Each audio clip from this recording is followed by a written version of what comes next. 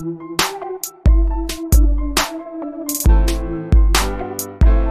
talking about the debates, highlights, lowlights from yesterday. So CNN is catching a lot of flack for the way that they treated Bernie Sanders. In particular, the moderator, Abby Phillip, was really protective of Elizabeth Warren against Bernie Sanders. I just want you to listen. This is Bernie Sanders going over that he would absolutely support a woman who is going to win the nomination, and he would support them in running for president and everything else. And I want you to listen to this, the questioning about whether or not he told Elizabeth Warren that she couldn't win because a woman couldn't become president. I just want you to listen to this exchange and how the moderator handled it. Did run afterwards. Hillary Clinton won the popular vote by 3 million votes. How could anybody in a million years not believe that a woman could become president of the United States? And let me be very clear. If any of the women on this stage or any of the men on this stage win the nomination, I hope that's not the case. I hope it's me. But if they do, I will do everything in my power to make sure that they are elected in order to defeat the most dangerous president in the history of our country. So, Senator Sanders, I do want to be clear here. You're saying that you never told Senator Warren that a woman could not win the election. That is correct. Senator Warren, what did you think when Senator Sanders told you a woman could not win the election? Now, you're listening to the laughs because she just asked him, so you're saying you never told her that? And he goes, that's correct. In other words, I never said that to her. And so the moderator turns over to Pocahontas and says, so what did you think when Bernie did tell you that? No, he just denied it. Now you've got to get Elizabeth Warren to prove that her allegation is true, especially given her long, rich history of being a liar. Andrew Egger. It's wild that CNN didn't ask Warren to positively state that Bernie told her a woman can't win seconds after he positively denied that it happened. Absolute malpractice. And you've got journalists all over the country. That question to Warren, which stated as an unqualified fact her side in an unsubstantiated he said, she said dispute with Sanders, was journalistic bleeping malpractice. And it's all over the place. I mean, people, obviously Bernie's fans are furious about this, as they should be. The moderator clearly is supporting Elizabeth Warren here and going after Bernie. Oh, I do have this. I wanted to play this other thing too, because I think this is kind of funny. Some people are saying, hey, are you sure not Bernie, but are you sure that Joe Biden showed up last night? I am, but barely. Here's a montage. I think it's a mistake to pull out the small number of troops. The reason he made the strike was because our embassies were about to be bombed. I would not meet with absent preconditions instead of poking our eye and poking our finger in the eye of all our friends by stealing our intellectual property, their corporate state system to our significant disadvantage of anyone running up here in this race. Reduce the cost of drug prices. It allows all the drug companies it allows you to Medicare to negotiate. It should be free universal infant care, but here's the deal. Over 500 miles a day, 250 miles a day. There's no choice but for Nancy Pelosi that I think about the American people. I headed up the Recovery Act, which put more money into moving away from fossil fuels to solar and wind energy. If the vast majority believe their children will never reach the stage that they've reached in economic security. That's pretty much the highlights from Joe Biden last night. Now, with that said, Pete Buttigieg was asked by Abby Phillip, who happens to be a black lady, hey, how come black people don't like you all that much? And he had a pretty interesting response. You ready for that? Here we go. Donald Trump, each of you face unique challenges in doing that. Mayor Buttigieg, you say you've had trouble earning the support of black voters because you're unknown, but you've been campaigning for a year now, and polling shows you with next to no black support that you'll need in order to beat Donald Trump. Is it possible that black voters have gotten to know you and have simply decided to choose another candidate? The black voters who know me best are supporting me. It's why I have the most support in South Bend. It's why among elected black officials in my community who have gotten into this race, by far most of them are supporting me. And now, nationally, I am proud that my campaign is co-chaired by a member of the Congressional Black Caucus, and to have support right here in Iowa from some of the most recognizable black elected leaders, from Mayor Hart of Waterloo to former Representative Berry in Black Hawk County. Now, the biggest mistake we could make is to take black votes for granted, and I never will.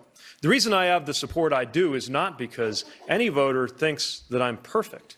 It's because of the work that we have done facing some of the toughest issues that communities can, not from the luxury of a debate or a television panel or a committee room, but on the ground, issues from poverty to justice in policing.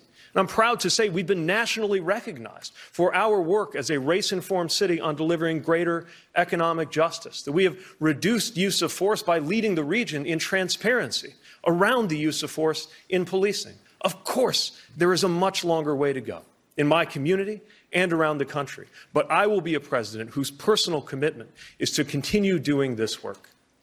Senator Sanders. Okay, so her question is, you say that you don't have any black support because nobody knows who you are, but you're campaigning for over a year now, and isn't it possible that they know who you are and they've just chosen somebody else? And so again, he has no black support in the polling.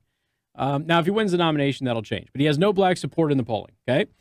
And she asked him, just point blank, why do you think that is? And then he goes on to say that the reason that I have the support that I have is because, the black people who support me are the ones who know me the most. Okay?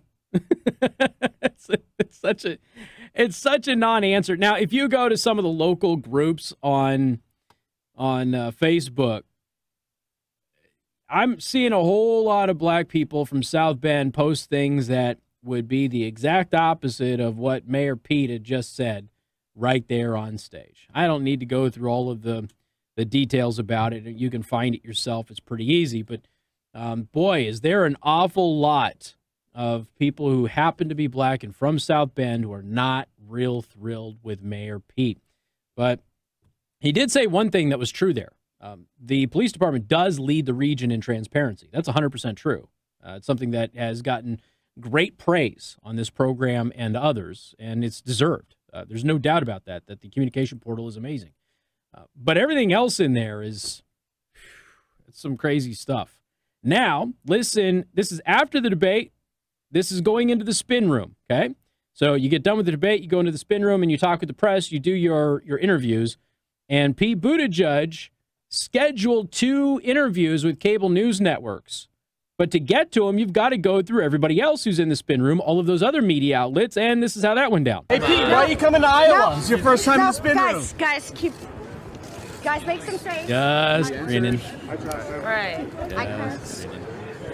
Will not talk in the spin room. Will not talk in the spin room. Praising Trump for the down airline, Ukrainian airline. Still ignoring. Are you going to take a question in the spin room? No, guys, give us some space. Path right now. Are you going to take a question in the spin room ever? Here. Multiple reporters are sitting there laughing about this. Christina Wong, she also uploaded a video. She says, here's Pete Buttigieg running away from me as I asked whether he supported pulling out troops from Afghanistan in a year. Would you support pulling out of Afghanistan in a year? Just went right by her. Mayor, would you support pretending she's not even there, and he is walking at a very brisk pace, far faster than he typically walks. Now, I've told you many, many stories about interviewing Pete Buttigieg over the years because early on when I first got here, he would come on the show, and he doesn't anymore, obviously. But unless we're going to be at the same event, and I can't get into it with him. When he was a candidate, I interviewed him. He left the studio, and I said he's running for Senate. My producer at the time said, no, he's running for mayor. I said, no, you misunderstand me. He's running for Senate. Now, that eventually closed off to him. That's not an option anymore, so he's got to pick another office to run for. The first interview I had with him, which was outside, it was during Bike to Work Week. The first interview I had with him after the election outside and he had a handler there. And every time I asked him a question, he would look up at her, and she would either nod yes or no about whether or not he would answer that question. He doesn't take off-the-cuff questions. It's just that simple. He just doesn't do it. And if you try to interview Pete Buttigieg, he will do what he can to get those questions ahead of time so that he can have prepared answers. And he just will not stray from the talking points. So all of these reporters who are just being made aware of who this guy is, they're just getting the same treatment that we've all gotten here for a very long time. So here he is. He goes to the spin room. He's got 2 scheduled interviews with cable news networks, and he's only going to do those interviews. He is not going to talk with any other reporter, not with any other journalist who happens to be there in the spin room. Doesn't matter what outlet they're from. Again, there's a whole gaggle of reporters around him asking pretty basic questions. I mean, he was in Afghanistan, right? Would you support pulling the troops out in a year if you become president of the United States? Seems like a pretty vanilla question to ask a veteran of the Afghan war, don't you think? But he wouldn't answer it. And he had that same nervous, fake plastic smile on his face that he had when he walked out of that building and there was protesters there chanting Wall Street Pete. And he didn't know what to do.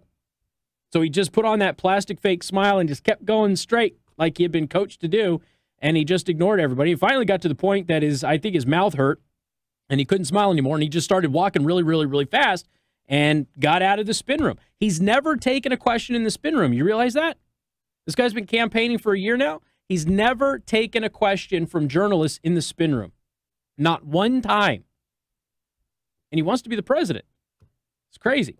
574-2595, 95.3. So that's just some flashbacks from last night for the debate, since I'm sure that a great chunk of you did not watch it. We've got more coming up on News Talk 95.3, Michiana's news channel.